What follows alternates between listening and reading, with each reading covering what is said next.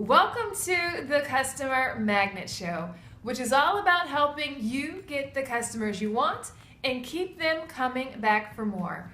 I'm your host, Sonia Thompson, and in this episode I want to talk about how you can get to know your customers better than they know themselves.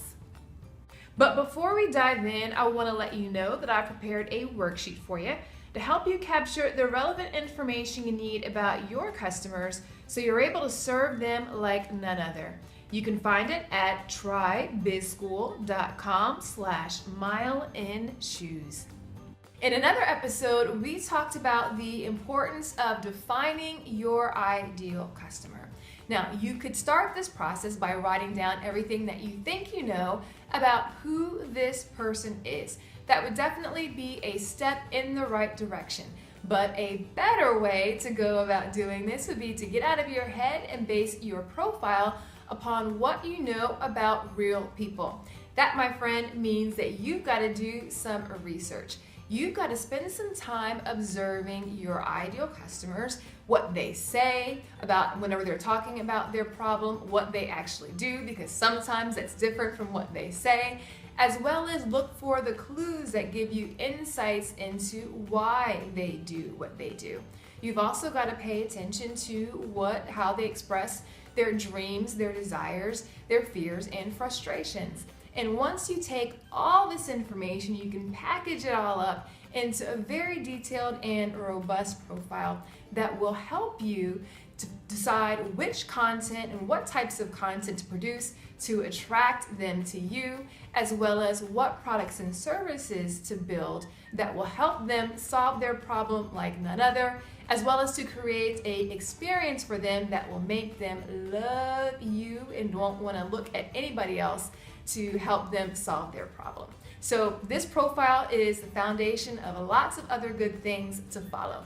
So here are some very quick ways that you can go about finding the information you need to build your profile.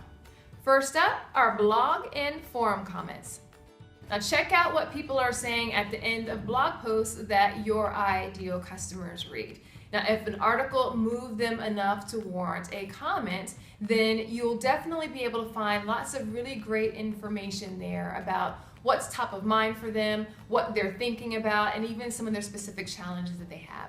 So for instance, let's say you are a copywriter and you would like to work with companies who do e-commerce. You can head on over to the Shopify blog and see what people who actually have online stores are saying about the content that's written there. Here's what one reader had to say after reading a post about writing product descriptions that sell on the Shopify blog. Fabulous article. Thanks for publishing. My primary sales areas are eBay and Amazon, so half the battle is getting people to actually find and then click onto your listings. The second part of the battle is, of course, then converting that initial interest or curiosity into a sale. These tips are going to be of massive help to me in taking my business to the next level. I have been incredibly guilty of producing utterly bland and generic product descriptions previously, and not actually putting myself in the potential buyer's shoes. Our new business plan is very much focused on quality rather than quantity. However, what is the point in me sourcing excellent products in order to then do them a complete injustice by not fully appealing to the buyer's senses? I want the buyer to be left feeling like they absolutely 100% need the product. And I believe your advice will be of great assistance in doing so. I reiterate a huge thanks for publishing this article. Now, this comment has lots of goodies in it. Not only does the reader explain what his primary challenges are in his business, and you'll see those are highlighted in red, but he also details what his aspirations are. He writes of how he wants his customer to feel. So with enough comments like this, you would have lots of great information to help you build a robust customer profile. Another great way to jump inside the minds of your ideal customers is to check out relevant forums. Now, this can be private Facebook groups, LinkedIn groups, or even public sites like Reddit. Now, many folks have no problem at all expressing what their frustrations are or what they feel about a specific topic or product or challenge or problem. So you will have a gold mine of information to work with. Next up are reviews on Amazon.com. Amazon reviews work well because you're able to get insights into your ideal customers who've already spent money to solve their problem. Now, another cool thing is that you're able to very quickly see what worked well for them and what did not with regard to their purchase. Now, here's an interesting review I came across when I was going through this process for my own business. I became depressed after reading this book.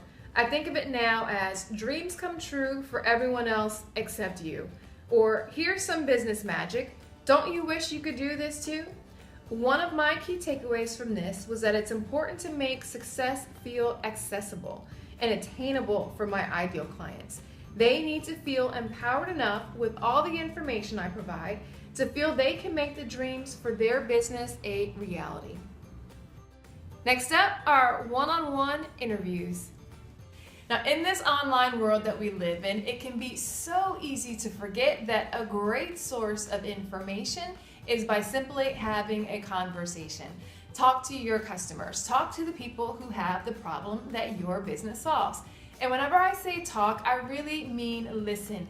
You should be doing a whole lot more listening than you do talking. So listen to your customers talk about their problem. Listen to the words and the phrases they use. Listen to them talk about all the things that they've tried in the past to solve their problem, what their frustrations are with it, what the frustrations were with the solution that tried and didn't help move the needle forward, and the things, the aspirations and desires that they have with any specific solutions that may help them better in the future.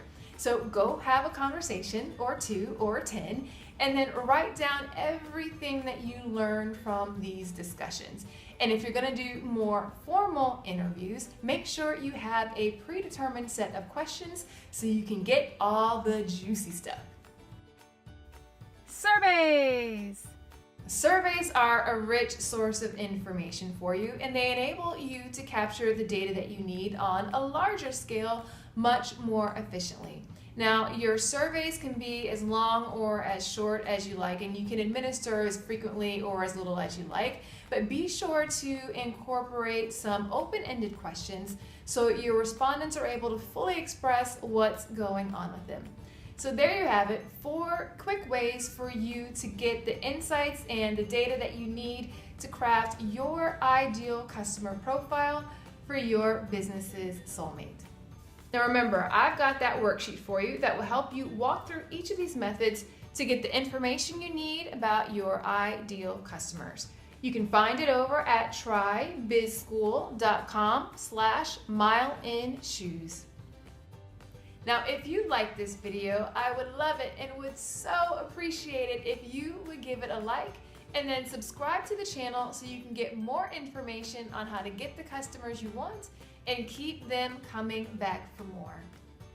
Until next time, keep working on building your dream business so you can make life better. Somebody's waiting on you. Thanks for watching.